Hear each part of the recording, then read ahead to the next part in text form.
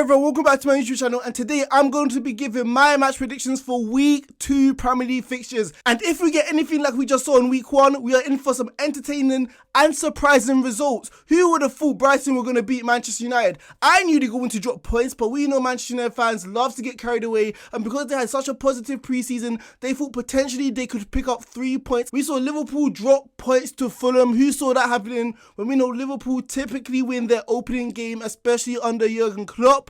We saw Haaland score a brace against West Ham, a very drilled, organised West Ham side. I didn't think that was going to happen. And for week 2, I think it's going to be epic. I think it's going to be phenomenal. We got Chelsea versus Spurs at Stamford Bridge, a fierce London derby. We got Liverpool versus Crystal Palace at home. Both teams are to play free-flowing, entertainment, front foot football. And we also got Manchester United going to Brentford. Could they drop points yet again? However, before going to this video and give my predictions, you know what I'm going to say. Make sure you guys like, comment, and hit that big subscribe button right there. And please don't forget to subscribe to my YouTube channel, because only 10% of you guys are actually subscribed. So the first game I'm going to be predicting is Chelsea versus Spurs. And obviously I have to predict this first. 2 of the top 6 sides in the country facing off with each other. And we know it's even better that we have a London derby on the second week of Premier League football. This should be phenomenal. This should be epic. This should be a fierce battle between 2 very good sides competing for a top 4 place. And although the expectations is there to have a phenomenal game, because we know these 2 are the top 6 sides in the country, at the end of the day, I think it's going to be a cagey affair, because we know both sides, especially Spurs, play better under counter-attack, especially when they know that they can draw their opposition in. So there's going to be so much space in behind for Kane to ping those balls in behind for someone like Son or Kulusevski to get a one-on-one chance against a defender, or potentially Mendy. So going this game, I think Thomas Tuchel will be aware of this. He will make tactical adjustments to ensure that defensively they are stout. I know Chelsea do love to play someone like Jorginho in that number 6 role to dominate and dictate play, but we know in transition defensively he's not that sort of player. He's not going to stop the counter attacks, and Tottenham are going to be having so much joy. And it's not like Chelsea can sit back, because I feel like Chelsea will feel the pressure, especially from their fans, to take the game to Tottenham, because Chelsea are at home and they should be on the front foot, which is just going to play into the hands of Antonio Conte, who loves to play counter-attacking football. What Chelsea can do to potentially stop this is A, shrink the space between the defence and the midfield to ensure that Harry Kane cannot pick up the ball to launch those passes into Son or Kulusevski in behind. I think it's going to be a very busy day for someone like N'Golo Kante to stop the passes into Kane, because like I said, he's pretty much the Spurs' most creative player. Also, Azpilicueta, I know he had a decent game against Everton, and Chelsea's back 3 is filled with so much wisdom, so much intelligence, so much IQ, but at the end of the day, they have a combined age of 100. And you're versing one of the most deadly, potent front 3 in all of Europe. So I think maybe someone like Chalobah may be favoured over Azpilicueta, because if we have Son versus Azpilicueta in a foot race, or even just in a one-on-one duel, we know Son is most likely going to win that sort of battle. Also, Thiago Silva, which I think he will know, because he is one of the most intelligent defenders in world football right now, that you have to be aggressive when Kane picks up the ball and holds up the ball. You can't let him turn. You can't let him make those passes in behind straight away, otherwise it's going to be curtain. But those are the sort of adjustments I feel like Chelsea will have to make to ensure that they have a good chance of winning this game. And obviously I'm not saying that Chelsea should only look to counteract, because they do have quality themselves. We saw Sterling show glimpses of what he can do in behind, and technically he does fit in with players like Havertz and Mount. But those 2 players didn't have very good performances against Everton, and it's going to take them a little bit of a while to adjust to each other's style of play, especially against a Tottenham side which has Antonio Conte, a mastermind when it comes to defensive football. However, another factor in this game is that Spurs at Stamford Bridge, when was the last time they won at Stamford Bridge? Yeah, we have to go all the way back to the time in 2017 when they won 3-1. We know Tottenham against Chelsea, notoriously they fail, notoriously they just aren't up to scratch. Chelsea know how to dominate them, especially Thomas Tuchel, who beat them not once, not twice, not 3 times, but 4 times last season. So Thomas Tuchel has a knack when it comes to facing Spurs, and he knows how to beat them. Do Spurs have the mentality to jump over that hurdle to beat Chelsea, when we know notoriously they have failed and flustered in the past? So going in this game, I'm going to be predicting a 1-1 KG affair both sides will not be wanting to give up ground in the top 4 race this season. So the next game I'm going to be predicting is Brentford versus Manchester United. And let me just start off with Manchester United. I don't know whether Ten Hag was either naive or arrogant when it came to this game against Brighton with the starting lineup he put out.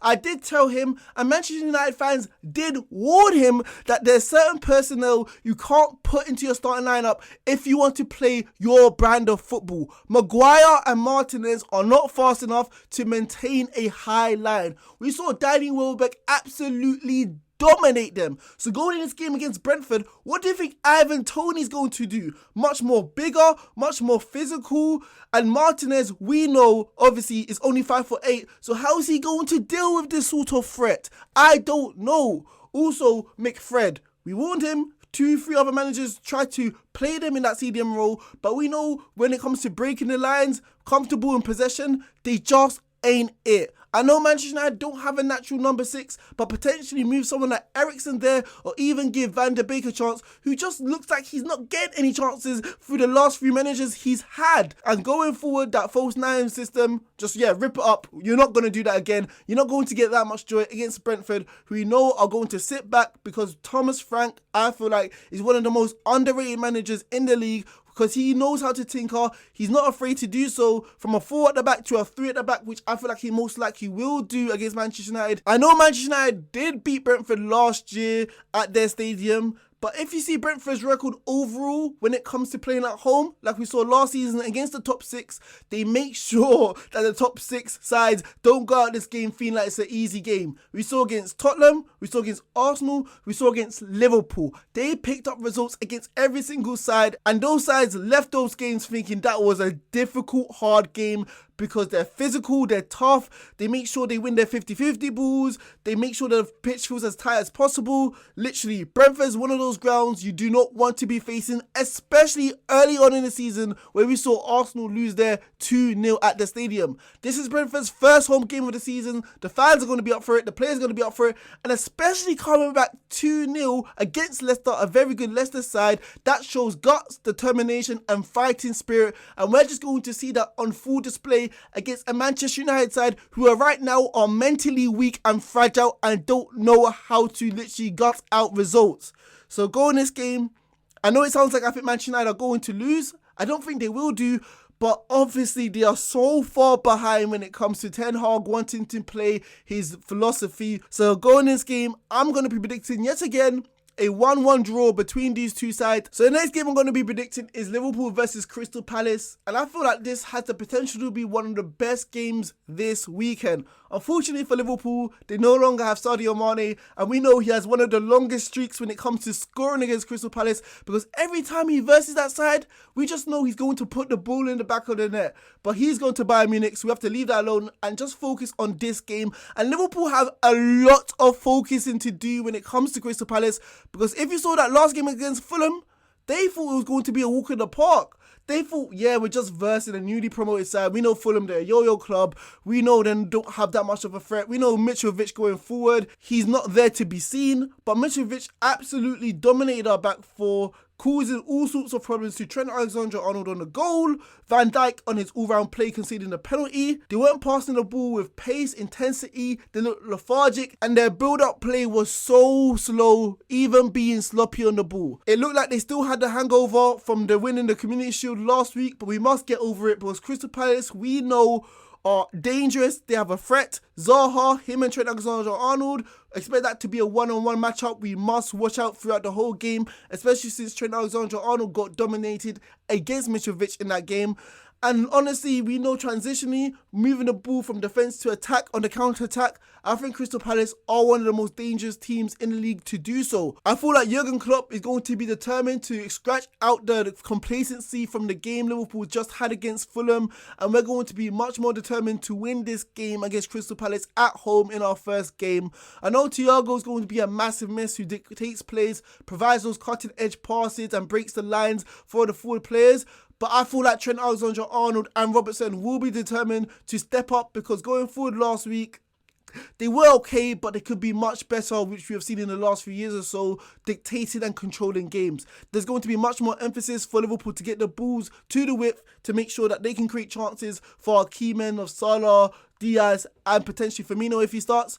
So yeah, I feel like Liverpool will perform much better, especially at home. The fans will be cheering us on, pushing us through this game, even if we aren't performing up to scratch. I feel like Núñez has to start. I know Jurgen Klopp loves easing his new signings into the season, but Núñez has shown already that he's ready, he's up to the level, he's hungry, he's scored a few goals, he's feeling confident, and Firmino hasn't been playing up to the standards we expected so far this season. So I feel like Núñez must start. I'm going to be predicting a conservative 2-0 win. I feel like we should win this game. Obviously, Thiago's will be a massive miss and our midfield is going to look average, but we should just have enough firepower to put this game away. The next game I'm going to be predicting is Arsenal versus Leicester City, and I expect this to be a very thrilling game. Arsenal looking to continue winning ways from their last game against Crystal Palace, and Brendan Rodgers trying to put that draw in the past because they dropped 3 massive points against Brentford when literally allowed Brentford to come back in this game to score 2 goals. So both teams have a point to prove and are looking to win this game, and we'll see what's going to happen. Will Brendan Rodgers and Jamie Vardy have another party against Arsenal? Or will Arsenal continue their winning ways against Leicester because they did do the double against them last year? So Arsenal should be feeling good about this game, thinking and knowing what they need to do to beat Leicester because they have done it in the past. And going in this game, I feel like Arsenal should feel confident, should feel comfortable, thinking that they should pick up all 3 points, especially since the last game against Crystal Palace. Although they didn't perform at their best, that's the best bit about the performance. There's so much to be looking forward to. Jesus looks like a real player. I didn't know he was that technical until I saw the performance against Crystal Palace, the way he was dribbling past players with ease. I know him, Saka and Odegaard haven't looked like they've been clicking on all cylinders as of yet, but you saw signs and glimpses in that game that they will be able to do so, especially since they have time in the season to build chemistry. And why not in this game against Leicester? It's just clear as day that Arsenal now have a clear plan, have a clear system of how they want to play football, with their players interchanging, with players playing 1-2, moving literally in the final third to hurt the opposition, Odegaard to create a spark, Saka taking plays 1-on-1 down the wing, and Jesus moving on to the right side to create more space for Martinelli to come into that striker position. So I feel like in this game, Leicester will struggle picking up Arsenal players who are just going to appear in dangerous positions at any moment. I know Leicester City are going to play this counter-attacking defensive style football, disciplined football. I feel like they are going to revert to a 3 at the back in this game against Arsenal and literally try hit Jamie Vardy with an outlet ball, because we know Arsenal in the past are just famous for not dealing with Jamie Vardy, his pace in behind.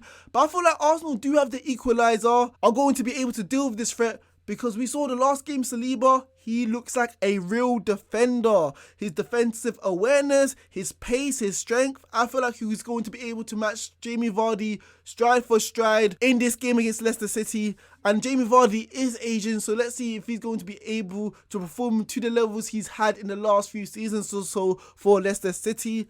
Going this game, these are the games Arsenal should be winning. These are the games Arsenal typically win at the Emirates Stadium. They've had a strong record there under Mikel Arteta, and I just can't see them losing. I'm going to be predicting a 2-0 victory for the home side Arsenal within this game at the Emirates Stadium. So the last game I'm going to be predicting is Manchester City versus Bournemouth at the Etihad. And you know what? Let me just give Bournemouth their credit to be able to beat Aston Villa, a very good Aston Villa side who have made some compelling signings this season. They've been able to beat them in the opening game at the Vitality Stadium, winning 2-0, being very organised, structured when it came to defensive football, and was able to hit Aston Villa on the break when they had the opportunity to do so. So many pundits, so many fans thought they're going to finish 20th place this season, and obviously this is still a possibility, but the fans and the players must still have this feel-good factor. But they're versus Manchester City, and if you saw the game against West Ham, Manchester City, they look scary. Erling Haaland is an absolute monster, absolute machine. When he starts running, oh my days, no one's going to catch him. It's absolutely ridiculous ridiculous, especially when you have those world-class midfielders behind him, Kevin De Bruyne, Bernardo Silva, who are going to be dominating possession, recycling the ball, pinning back the opposition. How on earth are Bournemouth going to win this game? There's just no chance at all. And we know in the past, Manchester City have been famous for not being able to kill off games, and potentially Bournemouth in the past could have been able to latch onto this hope. But we know Erling Haaland can bury games when he is asked to do so. He literally has a knack for scoring goals, and we just saw it in the game against West Ham. I just don't know how Bournemouth are going to be able to deal with this. Like I said, they're going to be pin-backed. They're going to have, 20-30% of the ball, and they're just not going to be able to break out of that defensive shell to literally hit Manchester City on the break. It's going to be a stat padding match for someone like Erling Haaland to get on the goal sheet yet again. And my only real advice for Bournemouth is just pray. Just pray something happens to Manchester City. Just pray they're not playing up to scratch. And even though they didn't play up to scratch against West Ham,